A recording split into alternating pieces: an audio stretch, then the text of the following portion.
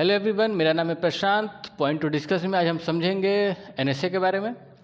NSA क्या होता है, जो कि 1980 में आया था इंदिरा गांधी के समय में। तो समझते हैं कि एनएसए क्या होता है। पहली चीज़ कि एनएसए में बहुत ही इंपॉर्टेंट टर्म्स हैं, जो कि प्रिवेंटिव डिटेंशन की बात करता है, यानी कि हम किसी भी चीज़ को प्रिवेंट कर रहे हैं।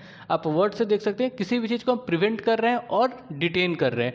डिटेन यानी कि अरेस्ट कर रहे हैं, एक तरह से अरेस्ट होता है। तो प्रिवेंटिव डिटेंशन यानी कि हम किसी चीज़ को होने से पहले ही रोक रहे हैं उस व्यक्ति को। तो ये एनएसए एक्ट जो है वो किसी भी इंडिविजुअल, किसी भी व्यक्ति विशेष पे भी लग सकता है, किसी व्यक्ति विशेष पे ही लगता है, ऐसा बोल सकते हैं। और प्रिवेंटिव डिटेंशन में आप जो भी कॉन्स्टिट्यूशनल राइट होता है उस व्यक्ति का, एनएसए के अंदर जो भी कॉन्स्टिट्यूशनल राइट होता है वो सारे कॉन्स्टिट्यूशनल राइट को वापस ले लिया जाता है, यानी वो सस्पेंड हो जाता है।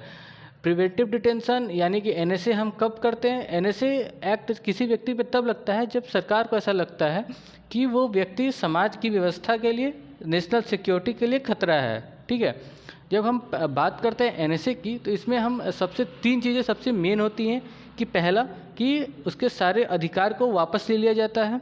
ठीक है, जो भी संविधान उसको अधिकार देता है सारे अधिकार को सस्पेंड कर दिया जाता है। दूसरा होता है कि बेल, यानी कि किसी भी व्यक्ति को, जो भी व्यक्ति, कोई भी व्यक्ति अरेस्ट होता है तो उसके पास एक अधिकार होता है बेल का।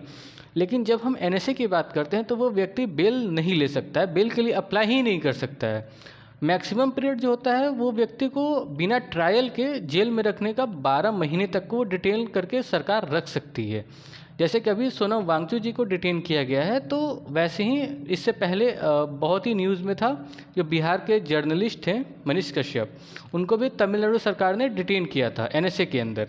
तो वैसे ही एनएसए के अंदर जब कोई भी व्यक्ति डिटेन होता है तो उसके पास बेल का कोई भी अधिकार नहीं होता है।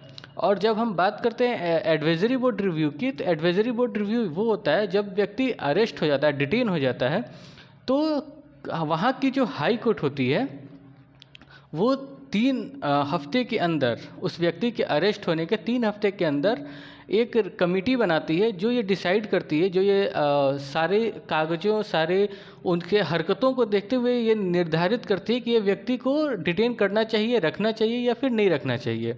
ठीक है, इसमें सारी चीज़ें जो होती हैं वो सरकार के अंडर में होती है। अगर वो सरकार चाहे तो उस व्यक्ति को थोड़े समय के लिए परमिशन दे सकती है बाहर आने के लिए भी, लेकिन वो सारी चीज़ें सरकार के रहमो करम पे आप बोल सकते हैं कि निर्भर करती है। और दूसरी चीज़, जैसे जो मैंने अभी बताया कि टेम्प्रोरी रिलीज़ और रिप्रेजेंटेशन, ये सरकार पे डिपेंड करती है, ये कोर्ट पे डिपेंड नहीं करती है। लेकिन क्योंकि जब भी हम नॉर्मल बात करते हैं, नॉर्मल किसी भी केस में कोर्ट डिसाइड करता है कि वो व्यक्ति को बेल मिलेगा कि नहीं मिलेगा। वो व्यक्ति को अगर एडवोकेट उसके पास नहीं है तो सरकार एडवोकेट भी मुहैया कराती है। लेकिन जब हम एनएसए की बात करते हैं तो वो गवर्नमेंट पे डिपेंड करता है कि गवर्नमेंट उसको कंडीशन के साथ, विदाउट कंडीशन उसको अरेस्ट कर सकता है, उसको बेल मतलब छोड़ भी सकता है और नहीं भी छोड़ सकता है। ठीक है, उसको रिप्रेजेंटेशन के लिए भी मौका दे सकता है। और जब हम बात कर रहे हैं इसके, तो नेशनल सिक्योरिटी एक्ट की, तो सबसे इसमें इम्पोर्टेंट पोर्शन जो होता है वो ये होता है कि हर साल 5000 के आसपास लोग एनएसए में डिटेन किए जाते हैं। एवरेज अगर हम पकड़ लें तो 5000 के आसपास लोग डिटेन किए जाते हैं। ठीक है, जिसमें से 87%, 87% सक्सेस रेट है, यानी 87% जब रिव्यू कमेटी बैठती है हाई कोर्ट जजेस की, तो 87% लोगों को छोड़ दिया जाता है या फिर उनको कुछ कंडीशन के साथ छोड़ दिया जाता है। ठीक है, जब हम बात कर रहे हैं एनएसए की, तो इसमें अभी मुख्यतः ये न्यूज़ में इसलिए है क्योंकि सोनम वांगचुक जी को राजस्थान पुलिस ने गिरफ्तार किया है। तो हम जब सोनम वांगचुक जी की बात कर रहे हैं तो उनके पे ये आरोप है कि उन्होंने पब्लिक ऑर्डर बिगाड़ने की कोशिश की है लद्दाख में। तो पब्लिक ऑर्डर यानी कि ये सरकार को पूरी तरह से अधिकार देता है, सरकार को पूरी तरह से पावर देता है कि अगर उसको ऐसा लगता है कि सोनम वांगचुक जी पब्लिक ऑर्डर बिगाड़ रहे हैं तो वो उनको डिटेन कर सकती है। तो सरकार पे भी ये आरोप लगता है कि इस पावर का दुरुपयोग हो रहा है, किसी भी व्यक्ति को उसकी वॉइस को दबाने का कोशिश किया जा रहा है।